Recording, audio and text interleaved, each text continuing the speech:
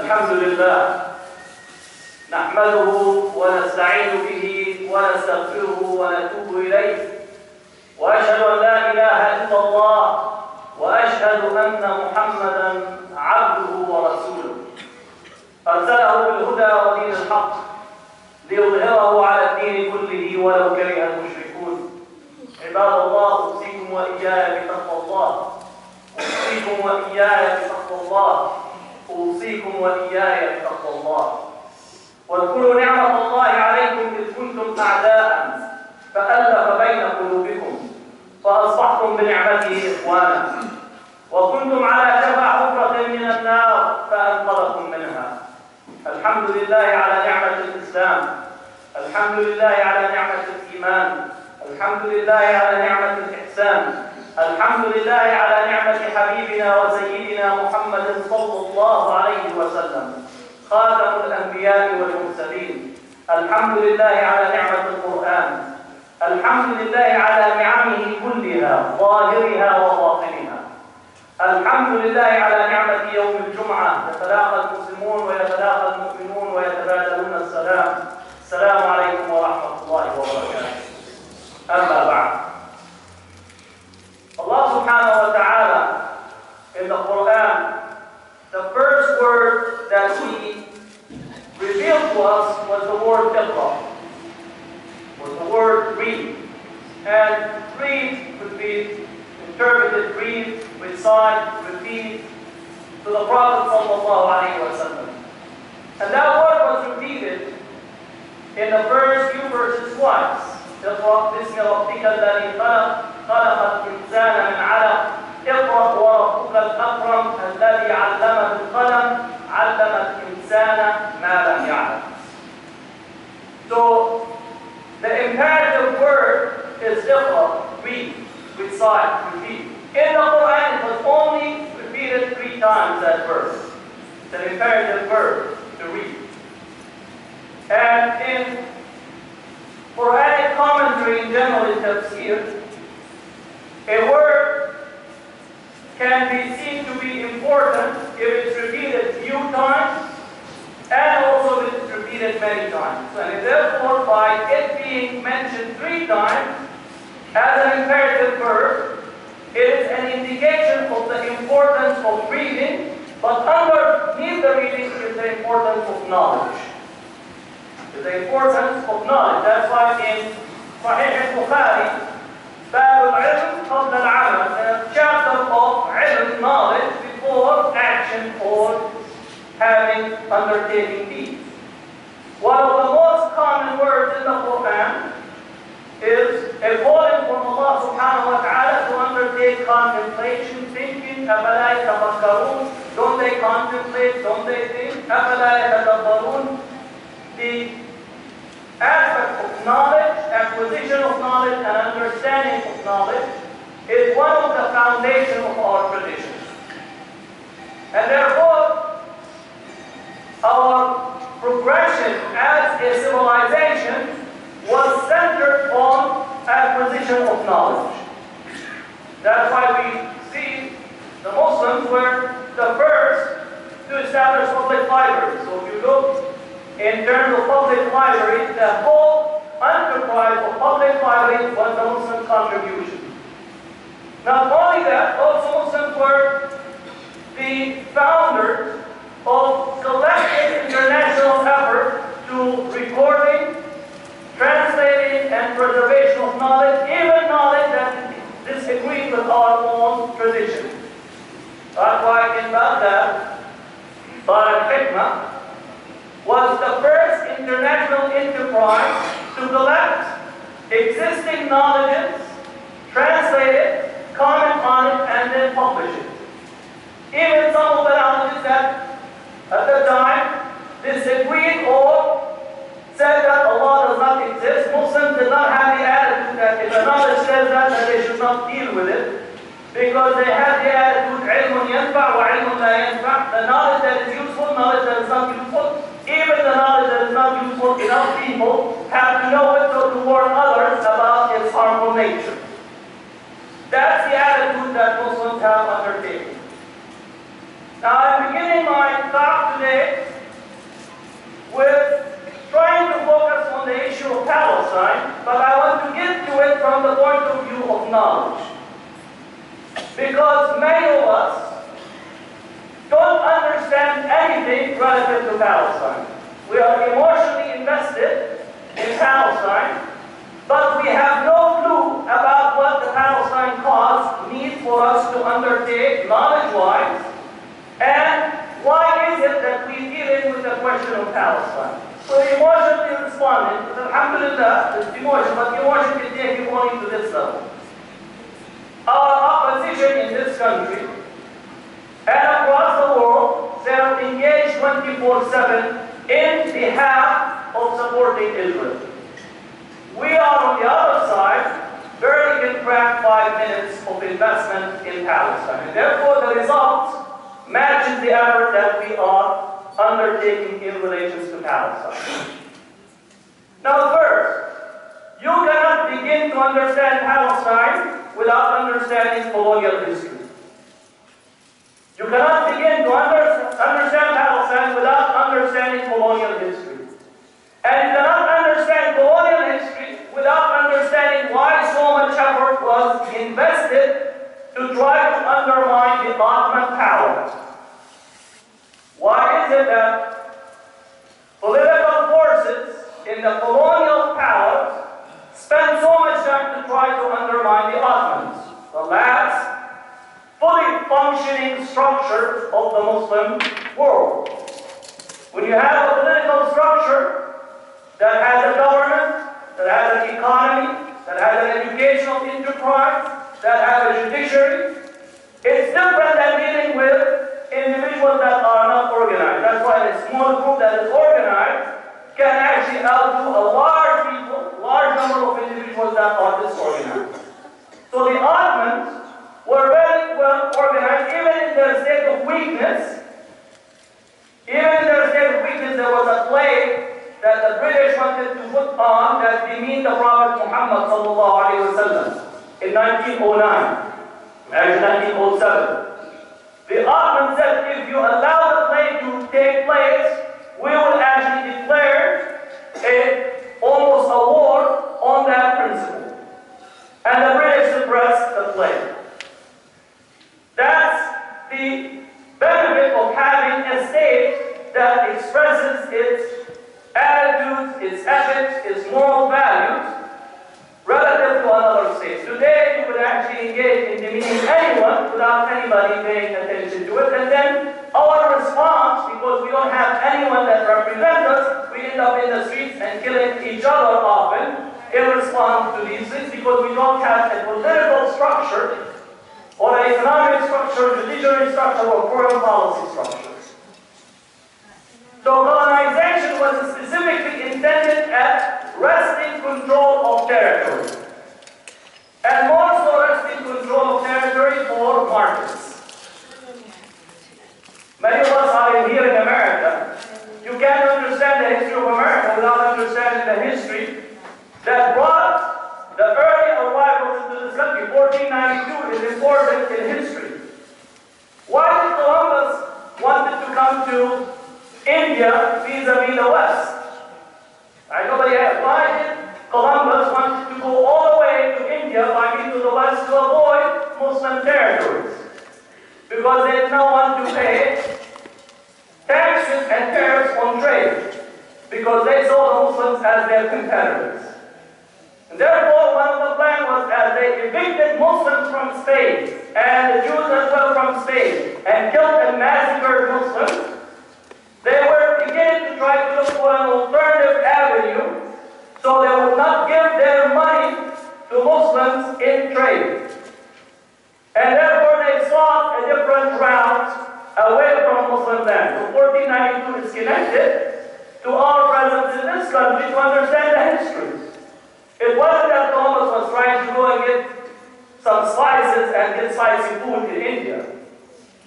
He was looking specifically to avoid having any economic relations to empower the Muslims. And therefore, the discovery of the New World has a relationship to the Muslims, specifically in relation to the history. So colonization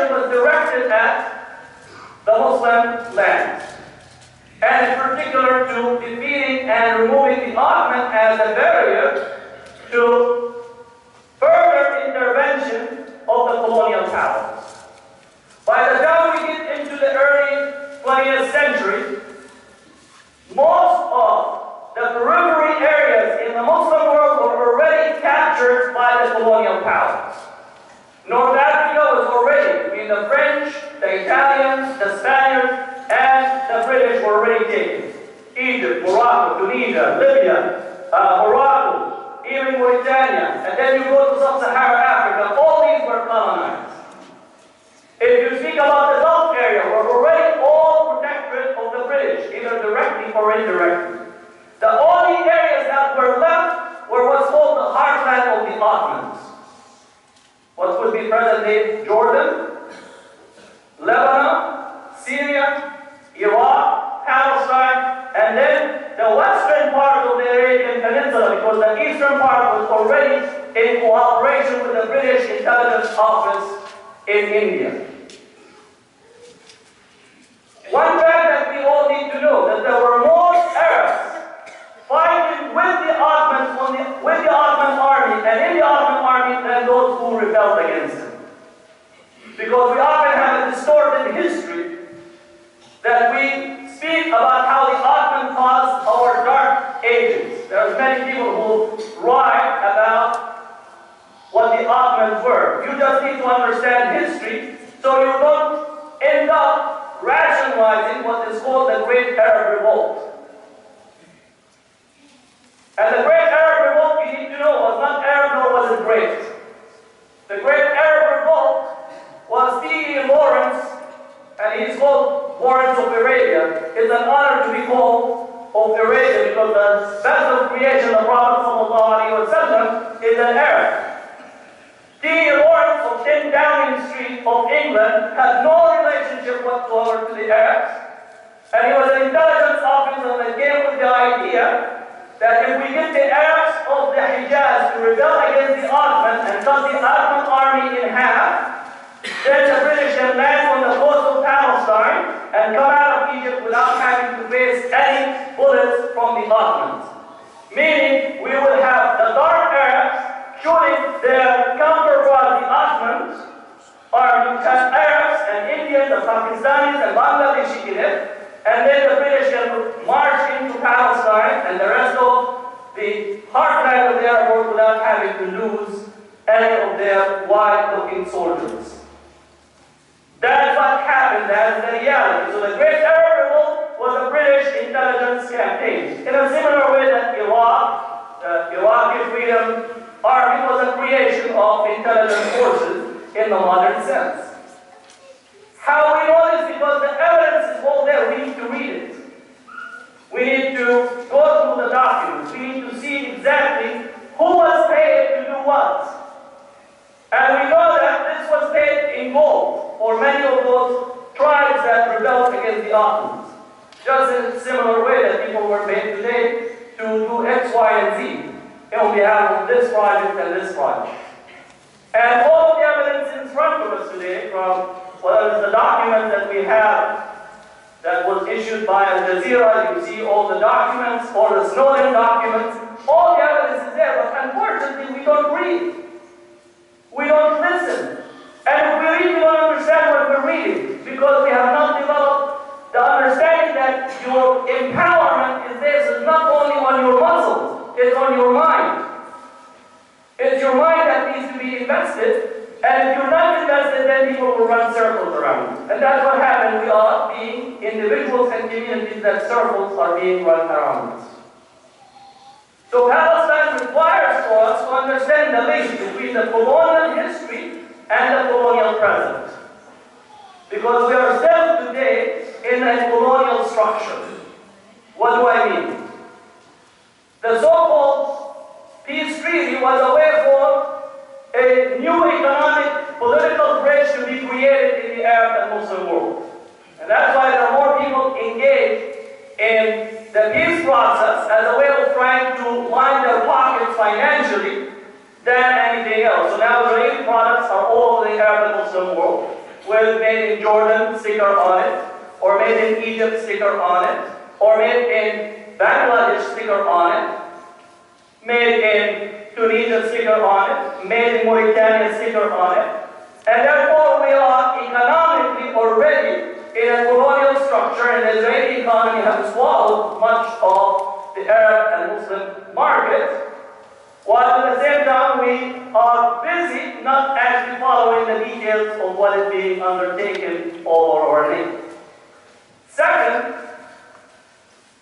the colonial present is also to make our own political decisions contingent upon the decisions of Israel and the United States. More so Israel than the United States. How is that being done? If you indebt a nation will no longer have its independent political decision. That's why the Prophet ﷺ used to do dua to seek protection from indebtedness and the overbearing aspect of men. And therefore, structurally making the Arab and Muslim countries in a state of debt. When you are in a state of debt, you no longer have your independent political or economic decision. And as such, your decisions are made somewhere else. Similar to today, if you have a loan from Wells Fargo or Bank of America, your income is determined more so by the bank who's having a hold over you. If you take that globally, that is the same structure. And if you take Arab country after Arab country, Muslim country after Muslim country, with exception, possibly 2 or 3, you will find that their economic underpinning with debt is controlled by these forces. In such a way that their independent political decision is no longer there. That is the reality that we are dealing with. So I began by saying, read. Unless you read and follow these details, we are unable to begin to undo the structures that are governing our lives. And that's why Allah subhanahu wa ta'ala, had He chosen any other word that is so critical, He would have chosen other word than iqra, read. And we see the impact of this on our whole life in here, because reading is about knowledge, it's about power. Power is not about weapons, it's not about muscle.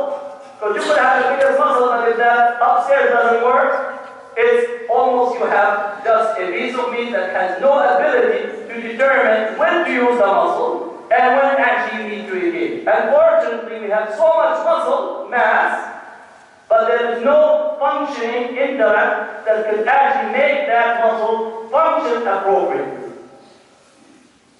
أقول قولي هذا وأستغفر الله لي ولكم.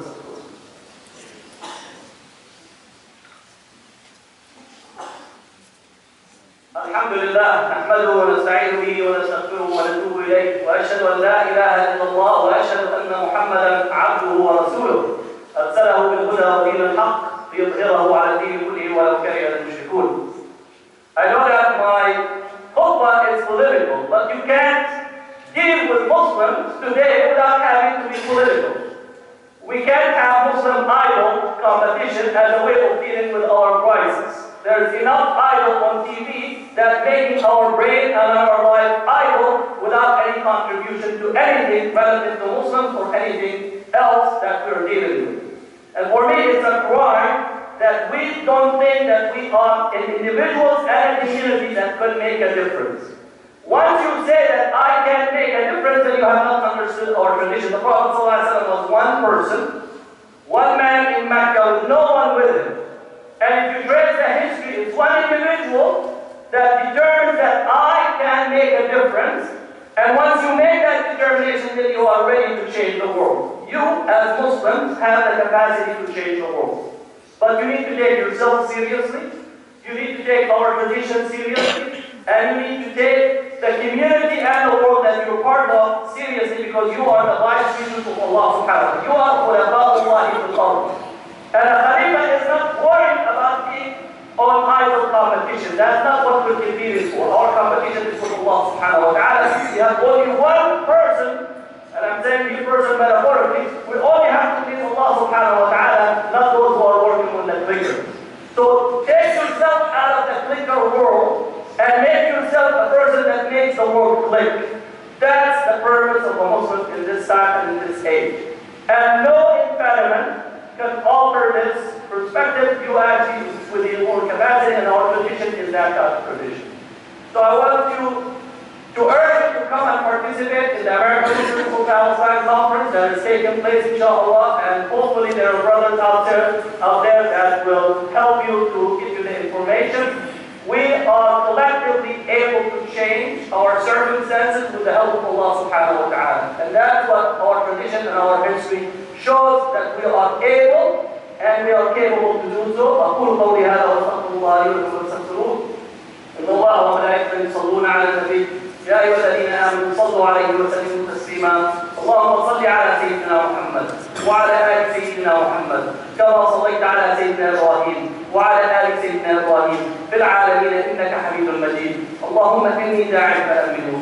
اللهم اهدنا فيمن هديت وعافنا فيمن عافيت وتولنا فيمن توليت وبارك لنا فيما أعطيت وقنا واصرف عنا بالخير شر ما قضيت، فإنك تقضي بالخير ولا يقضى عليك، وإنه لا يذل من وليت. تباركت ربنا وتعالى. ربنا ردنا إلى الإسلام ردا جميلا. ربنا ردنا إلى الإسلام ردا جميلا. ربنا ردنا إلى الإسلام ردا جميلا. اللهم أصلح ذات بيننا يا رب العالمين. اللهم أصلح ذات بيننا يا رب العالمين. اللهم أرنا الحق حقا وارزقنا اتباعه، وأرنا الباطل باطلا وارزقنا اجتنابه. اللهم ارحم المسلمين والمسلمات الأحياء منهم والأموات يا رب العالمين. وآخر دعوانا الحمد لله رب العالمين. وأقم الصلاة إن الصلاة تنهى عن الفحشاء والمنكر والبغي يعظكم لعلكم تذكرون.